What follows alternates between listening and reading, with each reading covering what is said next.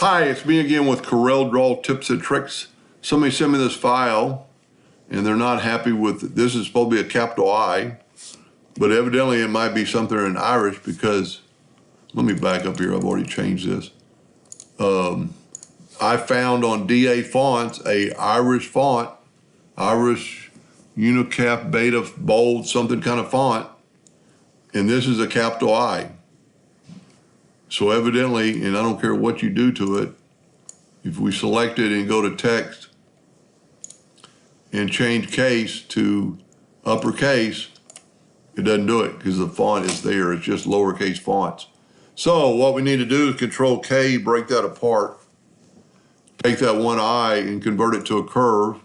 Take that one I and convert and break the curve apart. That allows us to get rid of that dot. This H is 0.62 inches tall. So we're going to make this 0.62 inches tall. Now, if you notice, the R is below.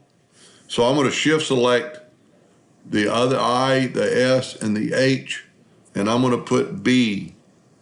And now they're on the same line. I'm going to group this together with Control G, and I'm just going to get rid of this font.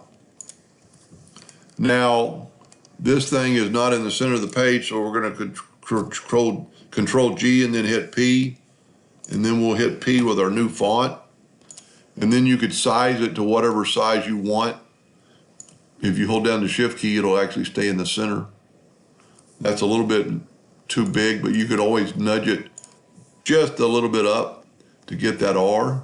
Now, if you want it, you could run it like that, and I think it'll look good, or you can left click, right click, go down here to your pen tool and change it to like 4 points. And now you have it looking like the other part of the drawing. I hope that helped a little bit, and thank you for watching.